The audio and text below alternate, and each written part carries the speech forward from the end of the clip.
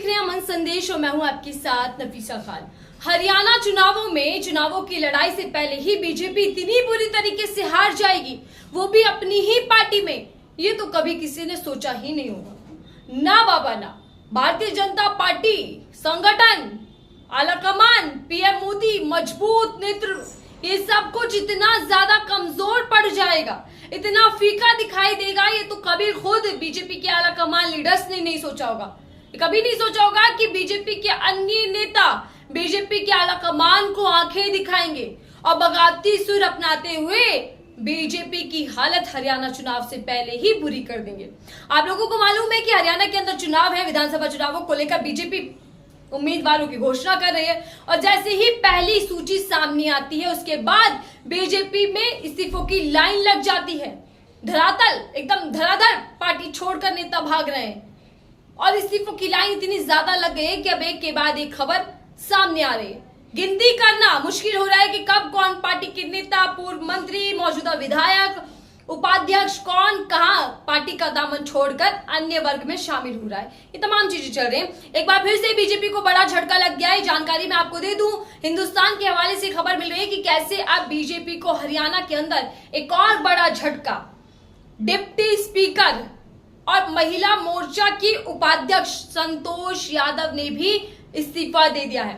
संतोष यादव ने भी बीजेपी से किनारा कर लिया है और ये कह दिया है कि साफ बीजेपी के अंदर उन नेताओं की जगह नहीं है, उन कार्यकर्ताओं की जगह नहीं है जो बीते कई सालों से पार्टी के लिए काम कर रहे हैं, जो सड़कों पर उतरकर, जमीन पर उतरकर पार्टी के नेतृत्व को मजबूत करने की कोशिश कर रहे हैं। यह आरोप एक के बाद एक कई नेताओं ने लगाया जब पार्टी छोड़ी। जैसे ही पहली सूची सामने आई दोस्तों, उसके बाद हमने देखा कि कैसे भूचाल आ गया। बीजेपी के अंदर कितने ज्यादा खेमे बन गए और कितनी ज्यादा नफरत देखने को मिल गई कि कैसे बगावती तेवर नेताओं ने अपनाया और कैसे चैलेंज दिया, कैसे अल्टीमेटम देते हुए पूर्व मंत्री कह रही थी रोते हुए कि 2 दिन का समय है बीजेपी के पास, 2 दिन में कुछ विचार करे, पुनः विचार करे पार्टी, नहीं तो फिर अपनी पार्टी के खिलाफ निर्दलीय चुनाव लड़ूंगी। 1 नहीं 2 नहीं, बाकी पूर्व जो मंत्री रह चुके उन्होंने भी कहा था कि मैं बीजेपी के खिलाफ जाकर चुनाव लड़ूंगा और न केवल निर्दलीय चुनाव लड़ूंगा बल्कि 2 सीटों पर बीजेपी को हराने का भी प्रयास करूंगा, खिलाफ प्रचार करूंगा अपनी ही पार्टी के खिलाफ। कई नेताओं ने ऐसा साथ छोड़ा कि कांग्रेस पार्टी में जाकर शामिल हो गए।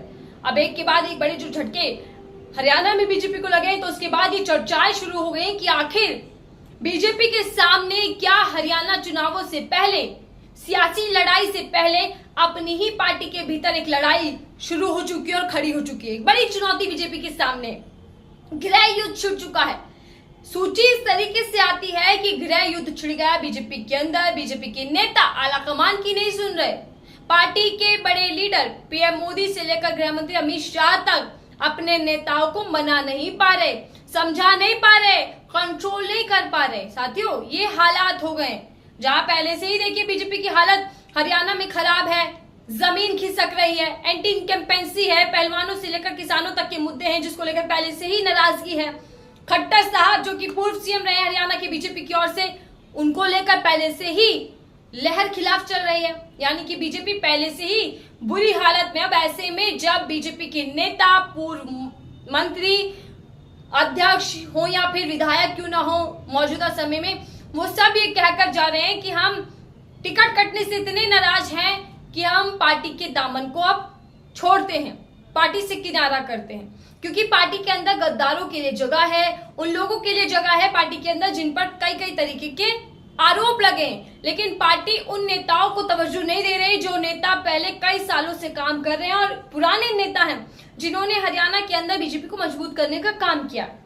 साथियों, आपको वो बात याद आ रही होगी, मुझे भी ये ख्याल आया कि आखिर बीजेपी के कई नेता ये कहते रहे हैं, जब फूट दिखाई दी है बीजेपी में, जब नेताओं के बयानबाजी जो है एक दूसरे के खिलाफ जाते दिखाई दिए हैं, जब तक अनबन देखने को मिलती है तो तब ये कहा जाता है कि कैसे संगठन बड़ा है, बीजेपी का संगठन मजबूत है और नेता मजबूत नहीं, यानी कि नेता से बड़ा संगठन है।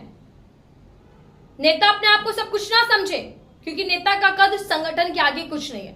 लेकिन अब ये चर्चा शुरू हो गई है कि आखिर हरियाणा बीजेपी का संगठन इतना ज्यादा कमजोर कैसे, इतना ज्यादा विफल कैसे कि वो अपने नेताओं को नहीं रोक अपनी ही पार्टी के खिलाफ अपने ही नेताओं को जाता देख रहा है, संगठन कुछ नहीं कर पा रहा।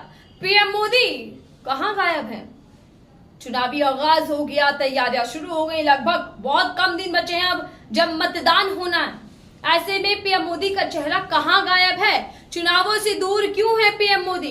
और इतनी ज्यादा हालत हरियाणा में खराब है कि देखिए, जो शीर्ष नेता हैं, यानी कि जो बड़े लीडर हैं बीजेपी के, वो भी अभी तक एक बार भी प्रचार प्रसार पार्टी के लिए करते दिखाई नहीं दिए हैं। रोड शो से लेकर रैलियां तक कैंसिल कर दी गई हैं, क्योंकि बीजेपी में अपने ही अंदर फूट देखने को मिल रही है।